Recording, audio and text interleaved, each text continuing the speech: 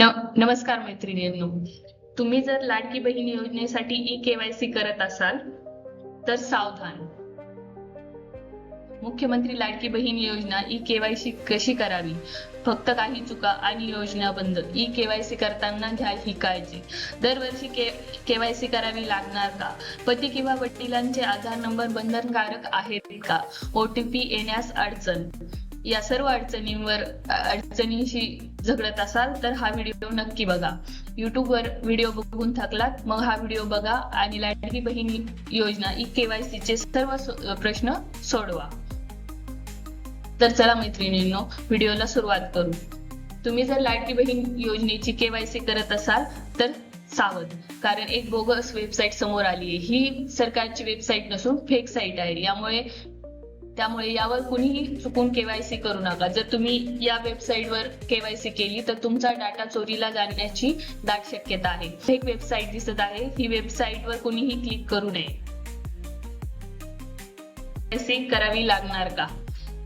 तर मैत्रिणींनो, लाडकी बहीण योजनेसाठी ई-केवायसी बंधनकारक करण्यात आली आहे. आता लाडक्या बहिणींना या योजनेचा फायदा घ्यायचा असेल तर दरवर्षी केवायसी करावी लागणार आहे. त्यासाठी 2 महिन्यांची मुदत देण्यात आली आहे. पण केवायसी करताना फक्त शासनाच्या अधिकृत वेबसाईटवर यावरच ई-केवायसी पूर्ण करावी लागणार. किंवा वडिलांचे आधार नंबर बंधनकारक आहेत का? तर केवायसी करताना पती किंवा वडिलांचे आधार नंबर बंधनकारक करण्यात आले आहे, परंतु बऱ्याच लाभार्थ्यांना पती हयात नाहीत किंवा वडील देखील नाहीत. त्यामुळे त्यांना आता प्रश्न पडलाय की केवायसी करताना आधार नंबर कुणाचा टाकायचा. तर यासाठी सरकार काय निर्णय घेईल यावर सगळ्यांचे लक्ष लागून आहे. ओटीपी येण्यास अडचण.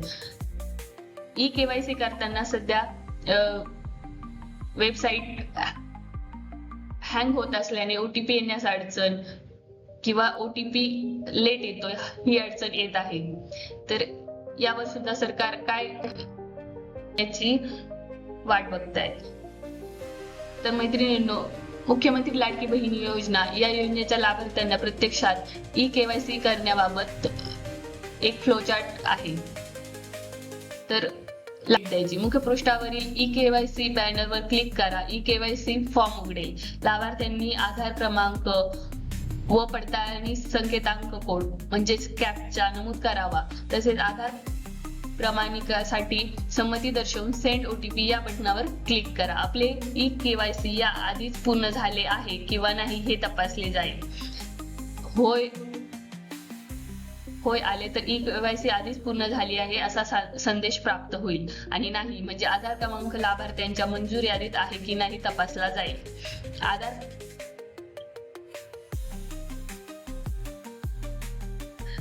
त्यानंतर नाही असा जर संदेश आला तर आधार क्रमांक मुख्यमंत्री माझी लाडकी बहीण योजनेच्या पात्र यादीत नाही असा संदेश येईल.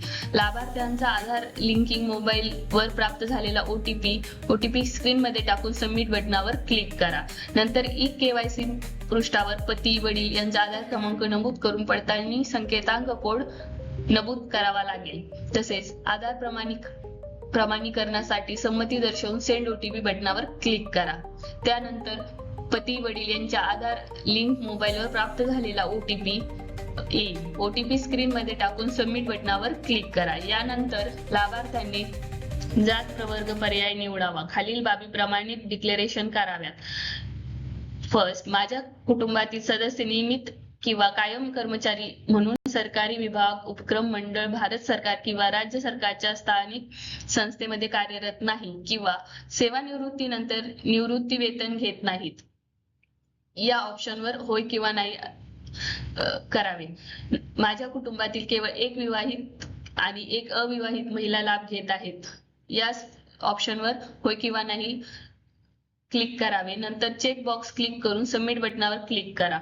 सक्सेस, तुम्ही ई-केवायसी पडताळणी यशस्वीरित्या पूर्ण केली आहे असा संदेश येईल आणि तुमचे ई-केवायसी कंप्लीट होईल. तुम्हाला हा व्हिडिओ आवडला असेल तर लाईक, शेअर अँड सबस्क्राईब करा.